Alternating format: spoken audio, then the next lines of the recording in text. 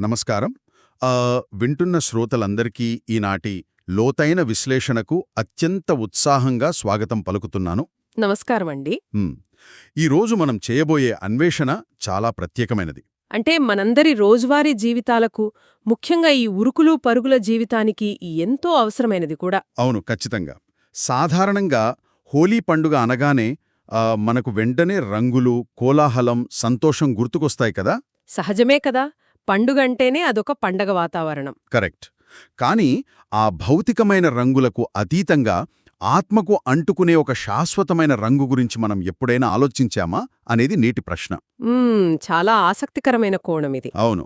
ఈనాటి మన విశ్లేషణకు ఆధారం 2026 మార్చి 1వ తేదీ నాటి, అలాగే 2009 మార్చి 9న రివైజ్ చేయబడిన అవ్యక్త బాబ్దాదా వారి ఒక అద్భుతమైన ఆధ్యాత్మిక ప్రవచనం. అంటే మధువనం నుండి వెలువడిన ఒక మురళి అన్నమాట. ఖచ్చితంగా. మురళి అంటే ఏదో ఒక సాధారణ ఉపన్యాసం కాదు. అదొక లోతైన ఆధ్యాత్మిక సందేశం, ఆత్మను మేల్కొల్పే ఒక ప్రయత్నం అని చెప్పొచ్చు. ఈ అంశాన్ని మనం ఒక విశాలమైన కోణంలో చూస్తే గనక రోజువారీ జీవితంలో మనందరం ఎంతటి సమాచార ఓవర్లోడుతో సతమతమవుతున్నామో ప్రత్యేకంగా చెప్పాల్సిన పని లేదు కదా. నిజమే. పొద్దున లేచినప్పటి నుంచి రాత్రి పడుకునే వరకు ఏదో ఒకటే ఒత్తిడి. కరెక్ట్. ఆఫీస్ పనులు కావచ్చు, కుటుంబ బాధ్యతలు, లేదా సోషల్ మీడియా తెచ్చే ఒత్తిళ్లు కావచ్చు, ఇలా ఎన్నో విషయాలు మనల్ని చుట్టుముడుతూ ఉంటాయి. ఇలాంటి గందరగోళ పరిస్థితుల్లో మనకొక స్పష్టతనిచ్చే, మన ఆలోచనా విధానాన్ని పూర్తిగా మార్చే ఇలాంటి ఆధ్యాత్మిక దృక్కోణాలు నేటి సమాజానికి అత్యంత ఆవశ్యకం. 100% పాళ్ళు నిజం. కేవలం పండుగలను బాహ్యంగా జరుపుకోవడం కాకుండా వాటి అంతరార్థాన్ని అర్థం చేసుకోవడం ద్వారా మనకు మనమే ఒక కొత్త జీవితాన్నిచ్చుకోవచ్చు. అవును. ఈనాటి సందేశం సరిగ్గా అదే పని చేస్తుంది. ఇది కేవలం ఒక తాత్విక చర్చ కాదు, మనసును తేలికపరిచే ఒక ప్రాక్టికల్ గైడ్ అని చెప్పవచ్చు. సరే, దీన్ని కాస్త విడమర్చి చూద్దాం. తప్పకుండా. ఈ ప్రవచనం ప్రకారం భౌతికమైన రంగులు కొద్దిసేపు మాత్రమే ఉంటాయి. ఆ తర్వాత వాటంతటా అవే చెరిగిపోతాయి కదా. లేదా మనం స్నానం చేయగానే పోతాయి. అంతే. కానీ అన్నింటికంటే గొప్ప రంగు, అత్యున్నతమైన రంగు ఏంటంటే పరమాత్మ సాంగత్యపు రంగు అని ఇందులో స్పష్టంగా చెప్పబడింది. అత్యున్నతమైన రంగు. అవును. ఇది ఆత్మకు అంటుకున్నప్పుడు సహజంగానే మనలోకి ఒక పవిత్రత వస్తుందట. అంటే ఇంగ్లీష్లో హోలీ అంటాం కదా, ఆ పవిత్రత. కరెక్ట్. అంతేకాదు, ఇక్కడ ఒక అద్భుతమైన పదాన్ని వాడారు. అదేంటంటే కంబైన్డ్ స్వరూపం.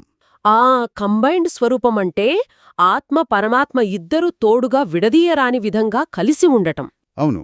మనం ఒంటరివాళ్లం కాదు, మనకంటూ ఒక శాశ్వతమైన తోడు ఉంది అనే భావన గురించి ఇందులో వివరిస్తున్నారు. అవును.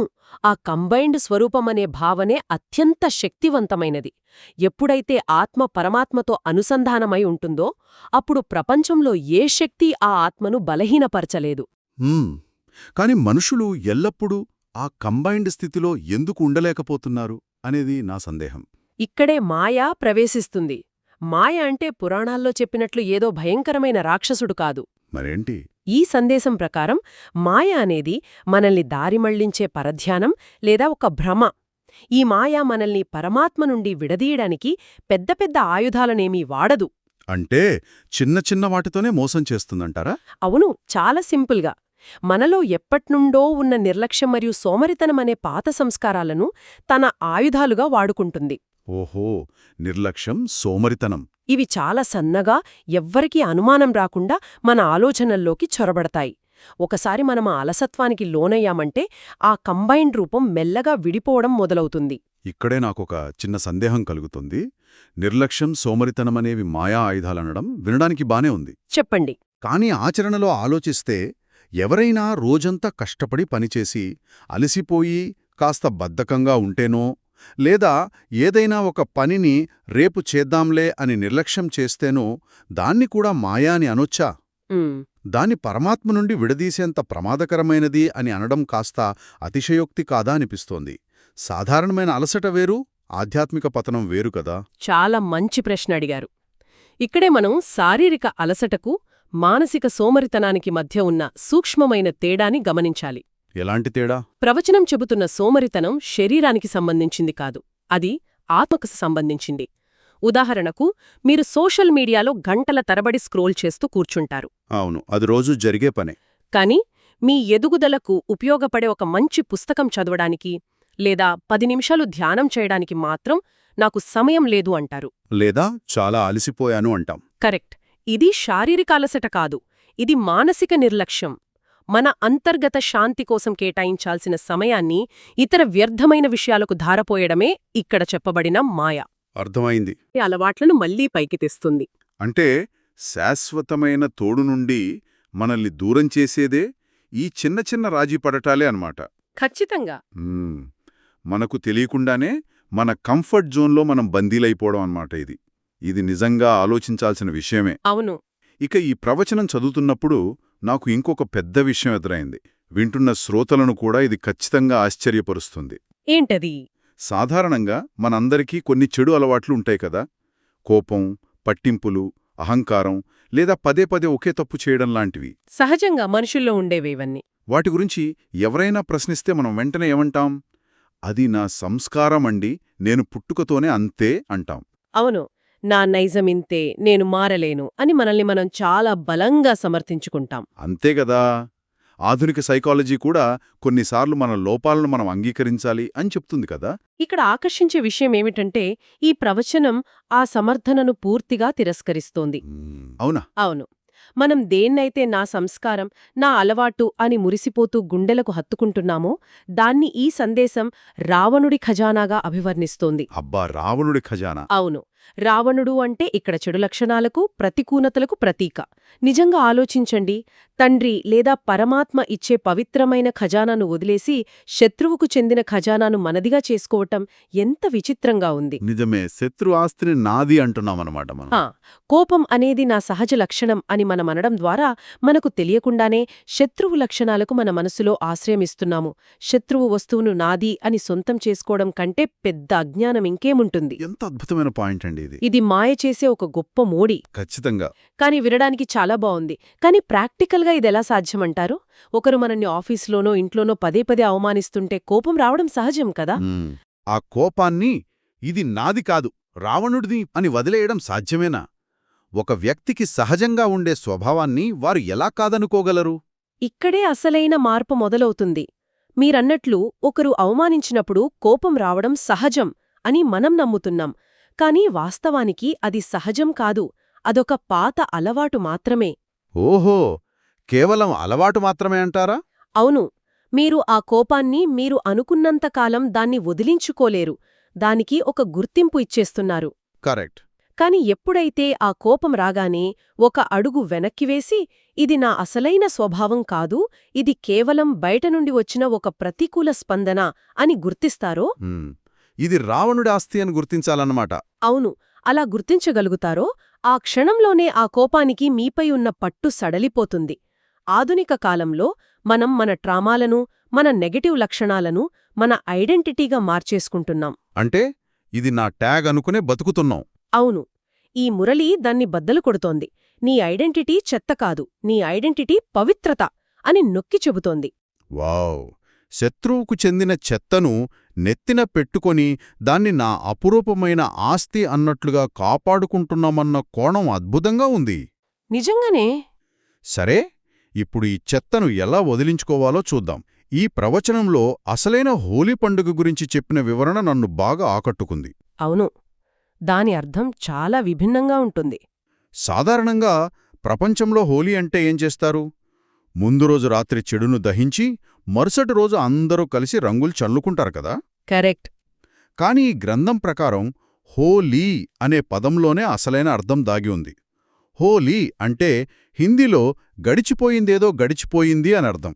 అంటే పాస్ట్ ఈజ్ పాస్ట్ అన్నమాట. అవును. చాలా గొప్ప అర్థం దాగి ఉంది ఇందులో. మనస్సులో పేరుకుపోయిన పాత బాధలను, పోపాలను వదిలేయడమన్నమాట. ఇక్కడ హోలీ జరుపుకోవడమంటే పాత జీవితాన్ని, వ్యర్థమైన సంకల్పాలను, అనవసరమైన ఆలోచనలను పూర్తిగా అగ్నికి ఆహుతి చేయడం, అంటే సమాప్తం చేయడం. ఒకసారి చెడును కాల్చివేసిన తర్వాత ఆత్మకు కొత్త రంగులు వేసుకోవాలి. ఆ రంగులు మార్కెట్లో దొరికే గులాల్ రంగులు కావు. మరేంటి? అవి జ్ఞానం, శక్తులు మరియు దైవిక గుణాలు అనే శాశ్వతమైన రంగులు. ఈ సందేశం బ్రాహ్మణ జీవితం గురించి ప్రస్తావిస్తోంది. బ్రాహ్మణ జీవితం అంటే? ఇక్కడ బ్రాహ్మణ జీవితమంటే కులానికి సంబంధించినది కాదు, అదొక పవిత్రమైన ఆధ్యాత్మిక పుట్టుక. ఆ కొత్త జీవితంలోకి అడుగుపెట్టిన తర్వాత పాత విషయాలకు, పాత సంస్కారాలకు ఏమాత్రం తావు ఉండకూడదు అని ఇది నిర్ద్వంద్వంగా చెబుతోంది.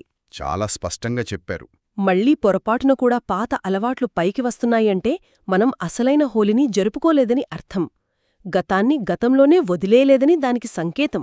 గతాన్ని గతంలోనే వదిలేయడం అనేది చెప్పడానికి చాలా సులభం, కానీ ఆచరణలో ఇది పెద్ద సవాల్ కదా. ఖచ్చితంగా చాలా పెద్ద సవాల్. ముఖ్యంగా కుటుంబ కలహాలు లేదా ఏళ్ల తరబడి ఉన్న విభేదాలలో గడిచిపోయిందేదో గడిచిపోయింది అని ఎలా అనగలం? ఎదుటివారు మారనప్పుడు మనం మాత్రమే ఎలా సర్దుకుపోగలం చెప్పండి? ఇది అందరికీ వచ్చే సహజమైన సందేహం. ఇదొక ఏకపక్ష యుద్ధంలాగా అనిపించదా? మీరన్నదే 100% నిజం. ఎదుటివారు మారనప్పుడు మనం మారడం కష్టమే అనిపిస్తుంది. కాని ఇక్కడ మనం అర్థం చేసుకోవాల్సిన ఒక అద్భుతమైన మానసిక సత్యముంది. ఏంటది? గతాన్ని వదిలేయడమంటే ఎదుటివారి తప్పులను సమర్థించడం కాదు, లేదా వారికి లొంగిపోవడం కాదు. ఓకే. గతాన్ని వదిలేయడమంటే ఆ పాత సంఘటన తాలూకు విషం మీ ఆత్మను, మీ ప్రస్తుత సమయాన్ని, మీ భవిష్యత్తును నాశనం చేయకుండా అడ్డుకోవడం. అబ్బా, ఎంత బాగా చెప్పారు. వారు మారకపోవచ్చు, కానీ వారి వల్ల వచ్చే కోపాన్ని పదే పదే నెమరు వేసుకోవడం వల్ల నష్టపోయేదెవరు? మనమే కదా. ఖచ్చితంగా మనమే. అందుకే ఈ ప్రవచనం ఈ ఆధ్యాత్మిక పుట్టుకను ఒక పూర్తిగా క్రొత్త జన్మగా భావించమంటోంది. క్రొత్త జన్మలో పాత అకౌంట్స్ ఉండవు కదా. అస్సలుండనే ఉండవు. అలా మనల్ని మనం ఒక క్రొత్త వ్యక్తిగా, పవిత్రమైన వ్యక్తిగా భావించినప్పుడు ఆ పాత సంస్కారాలు వాటంతకవే రాలిపోతాయి. చాలా స్పష్టంగా చెప్పారండి. ఇక ఈ సందేశంలో పండుగలు, ఆచారాల వెనుక ఉన్న సూక్ష్మ విషయాలను వివరించడానికి కోకి అనే ఒక రకమైన స్వీట్ తయారుచేసే విధానం గురించి రాశారు. అవును, ఆ ఉదాహరణ చాలా ఆసక్తికరంగా ఉంటుంది. ఆ స్వీట్ తయారు చేసేటప్పుడు దానికొక దారాన్ని కట్టి నిప్పు మీద కాలుస్తారట కదా. కరెక్ట్. ఆశ్చర్యంగా స్వీట్ తయారవుతుంది, కానీ దానికి కట్టిన దారం మాత్రం కాలదు.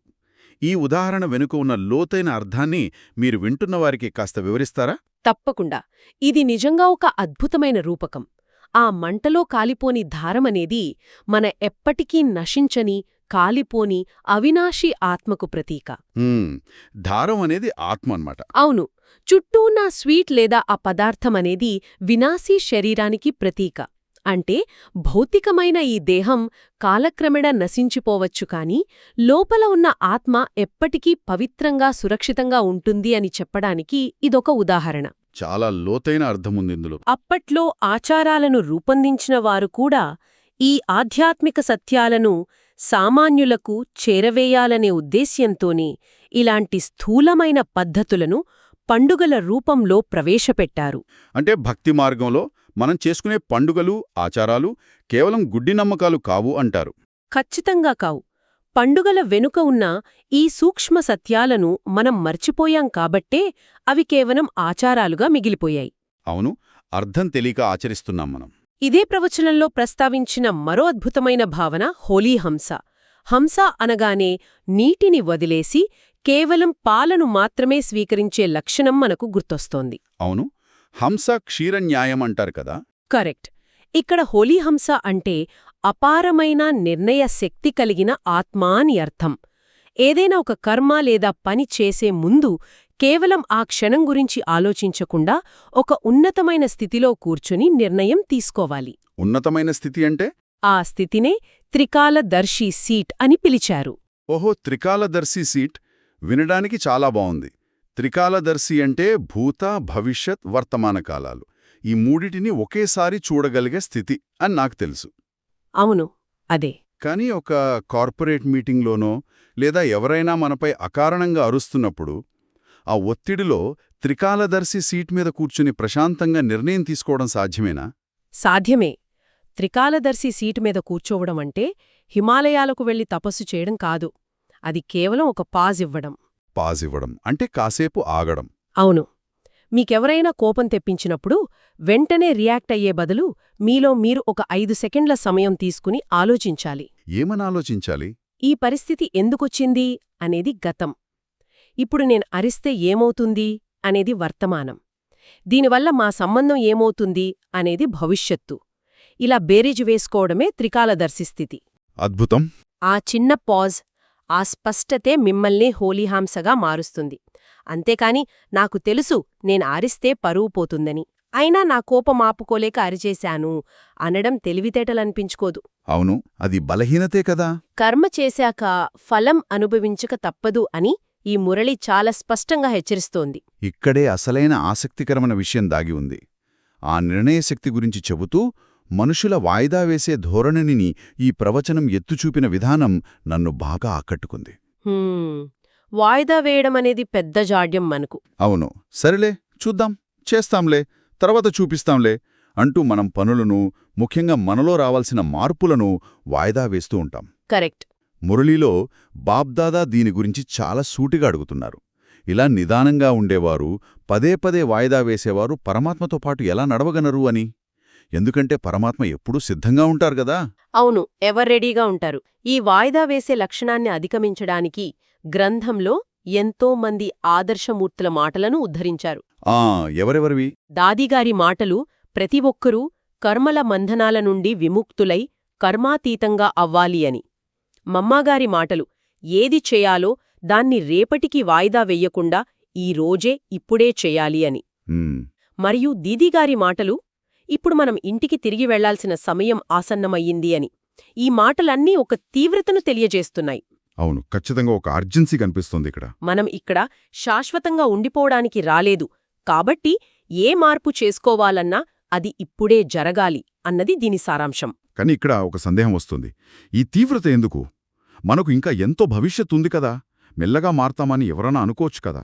ఇది భౌతికమైన పనుల గురించి కాదండి. ఆఫీస్ వర్క్ అయితే ఈ వారం కాకపోతే వచ్చే వారం చెయ్యొచ్చు. కాని మన అంతర్గత మార్పును వాయిదా వేయడమంటే అర్థం మన బాధలను, మన అశాంతిని రేపటి వరకు పొడిగించుకోవడమే. కరెక్ట్. నేను వచ్చే సంవత్సరం నుండి ప్రశాంతంగా ఉంటాను అని ఎవరైనా అంటారా? అనరు కదా. ఎవరు అనరు. ప్రశాంతత ఇప్పుడే కావాలి. కాబట్టి ఆ పాత సంస్కారాలను వదిలేయడం కూడా ఇప్పుడే జరగాలి. అదే ఈ ప్రవచనంలోని తీవ్రతకు కారణం. ఎంత అద్భుతంగా చెప్పారు. రేపు రేపు అనుకుంటూ కూర్చుంటే ఆ రేపు ఎప్పటికీ రాదు. ఇక ఈ సందేశం చివర్లో ఇచ్చిన వరదానం గురించి మనం తప్పకుండా మాట్లాడుకోవాలి. ఖచ్చితంగా. ఇది చాలా ముఖ్యమైన భాగం. దేహీ అభిమాని స్థితి గురించి ఇందులో అద్భుతంగా వివరించారు. దేహీ అభిమాని అంటే సోల్ కాన్షియస్ స్టేట్ కదా. మనం ఎవరితోనైనా మాట్లాడుతున్నప్పుడు వారు మనల్ని పొగిడితే పొంగిపోతాం, మన పట్ల స్నేహంగా ఉంటే మనం కూడా స్నేహంగా ఉంటాం. అది అందరూ చేసేదే. కాని అసలైన దేహీ అభిమాని స్థితి అంటే ఏంటంటే, ఎవరైనా మన తప్పులెత్తి చూపినా, మనల్ని విమర్శించినా వారి పట్ల కూడా ఏమాత్రం కోపం తెచ్చుకోకుండా స్నేహం, శుభచింతన కలిగి ఉండటమే అని చెప్పారు. ఇదైతే నాకు చాలా కష్టమనిపిస్తోంది. ఎవరైనా మనల్ని విమర్శిస్తుంటే వారి పట్ల చిరునవ్వుతో ఉండటమంటే మనల్ని మనం తక్కువ చేసుకున్నట్లు లేదా బానిసలా వ్యవహరించినట్లు కాదా? ఇది ఒక ముఖ్యమైన ప్రశ్నను లేవనెత్తుతోంది. విమర్శను సానుకూలంగా తీసుకోకుండా మనల్ని ఏది అడ్డుకుంటుంది అనేది ఆలోచించాలి. మీరన్నట్లు నన్ను నేను తక్కువ చేసుకుంటున్నాను అనే భావన ఎవరికొస్తోంది? దానికి సమాధానం అహంకారం, ఈగో అంటారంతే. అవును. ఈ ప్రవచనం చాలా స్పష్టంగా చెబుతోంది. దేహీ అభిమానులుగా లేము అంటే, ఆత్మస్మృతిలో లేము అంటే మనలో ఖచ్చితంగా అహంకారం ఉందనే అర్థం. కరెక్ట్. ఎవరైనా మిమ్మల్ని విమర్శించినప్పుడు మీరు చిరునవ్వుతో వింటున్నారు అంటే వారు చెప్పే తప్పులన్నింటినీ అంగీకరిస్తున్నారని కాదు. మరి దానర్థమేంటి? దాని అర్థం నీ విమర్శ నా మానసిక ప్రశాంతతను దొంగిలించలేనంత అల్పమైనది అని మీరు మీ అంతర్గత శక్తిని చాటుకుంటున్నట్లు. అహంకారం ఉన్నవారు ఏ చిన్న అవమానాన్ని కూడా సహించలేరు, వెంటనే ఎదురుదాడి చేస్తారు. అవును, వెంటనే రియాక్ట్ అవుతారు. కాని ఆత్మిక స్థితిలో ఉన్నవారికి అవమానాలు అంటవు. దీనిని ముగిస్తూ అవ్యక్త సూచనల విభాగంలో చెప్పిన ఒక అద్భుతమైన దృశ్యాన్ని మనం ఊహించుకోవచ్చు. ఏంటా దృశ్యం? ఒక చిన్న పిల్లవాడు తన తండ్రి చేతిలో చేయి పెట్టి నడుస్తున్నప్పుడు ఎంత నిశ్చింతగా ఉంటాడో, వాడికిక ప్రపంచంలో ఏ భయమూ ఉండదు కదా. అవును, తండ్రి ఉన్నాడన్న ధైర్యం. అలాగే మన బాధ్యతలన్నీ, భారాలన్నీ పరమాత్మపై వేసి నా చేయి ఆయన పట్టుకున్నాడు అనే దృఢమైన నిశ్చయంతో ఉంటే మన జీవితం కూడా ఏ చింత లేకుండా ఆనందంగా సాగిపోతుంది. దీనంతటికీ అర్థమేమిటి? మనం ఈరోజు చర్చించిన విషయాలన్నీ కేవలం ఒక థీరీలాగా విని వదిలేయడానికి కాదు, ప్రతి క్షణం ఆచరణలో పెట్టాల్సినవి అని తెలుస్తోంది. మాయ ఎప్పటికప్పుడు నిర్లక్ష్యం రూపంలో వస్తుందని, మన చెడు అలవాట్లను మనవి అని సమర్థించుకోకూడదని, గతాన్ని గతంలోనే వదిలేయాలని, నిర్ణయాలు తీసుకునే ముందు త్రికాలదర్శిగా ఆలోచించాలని మనం ఈ అన్వేషణ ద్వారా తెలుసుకున్నాం. కరెక్ట్. ఈ మొత్తం గ్రంథ సారాంశాన్ని క్రోడీకరిస్తే మనకర్థమయ్యేది ఒక్కటే. హోలీ అనేది కేవలం సంవత్సరానికి ఒకసారి రంగులు చల్లుకుంటూ జరుపుకునే బాహ్యమైన పండువ కాదు. మరేంటి? ప్రతిరోజూ ప్రతి క్షణం పాత సంస్కారాలను, వ్యర్థమైన ఆలోచనలను వదిలేస్తూ దేవుని శాశ్వతమైన ప్రేమలో మైమరిచిపోయి ఈ దుఃఖాల ప్రపంచాన్ని మర్చిపోవడమే దీని అసలు ఉద్దేశ్యం. అద్భుతం. మన జీవితం ఒక కొత్త పుస్తకం లాంటిది. అందులో పాత అధ్యాయాలను మళ్లీ మళ్లీ చదవడం వల్ల ఎలాంటి ప్రయోజనం లేదు. మన ఆలోచన విధానాన్ని మనమే స్వయంగా మార్చుకోవాలి. అద్భుతంగా క్రోడీకరించారండి. ఇక ఈనాటి అన్వేషణను ముగించే ముందు వింటున్న శ్రోతలను ఆలోచింపజేసే ఒక సరికొత్త కోణాన్ని నేను మీ ముందు ఉంచాలనుకుంటున్నాను. చెప్పండి. ఈ ప్రవచనంలో పాత సంస్కారాలను వదిలేయడం గురించి మనం తీవ్రంగా చర్చించాం గదా. దాన్ని ఆధారంగా చేసుకుని ఒక్కసారి ఇలా ఆలోచించండి. ఒకవేళ మనలోని ప్రతి నెగటివ్ అలవాటును, ప్రతి భయాన్ని, మనం పదే పదే చేసే ప్రతి పొరపాటును మనం ఇప్పటికే వదిలేసినా, మన గత జన్మకు సంబంధించినవిగా భావిస్తే ఎలా ఉంటుంది? ఓ వావ్! రేపటి ఉదయం మనకు ఎదురయ్యే కోపాలకు మనం ఎంత భిన్నంగా స్పందిస్తామో, అది నాది కాదు, అది గతానికి చెందింది అనుకుంటే ప్రస్తుత క్షణంలో మనమెంత స్వేచ్ఛగా జీవించగలం. ఒక్కసారి మీ మనసును ఈ ఆలోచన వైపు మళ్లించి చూడండి. చాలా లోతైన ఆలోచన. ఈనాటి చర్చ నాకెంతో ఆనందాన్నిచ్చింది. శ్రోతలకు కూడా ఇదొక అద్భుతమైన మేల్కొలుపు అని నేనాశిస్తున్నాను. ధన్యవాదాలు. ఇన్ని అద్భుతమైన విషయాలను మనతో పంచుకున్నందుకు మీకు ప్రత్యేక ధన్యవాదాలు. వింటున్నవారందరూ ఈ ఆలోచనలతో ఒక పవిత్రమైన, నిశ్చింతమైన జీవితాన్ని ఆస్వాదిస్తారని ఆశిస్తూ ఈనాటి లోతైన విశ్లేషణను ముగిస్తున్నాము. నమస్కారం.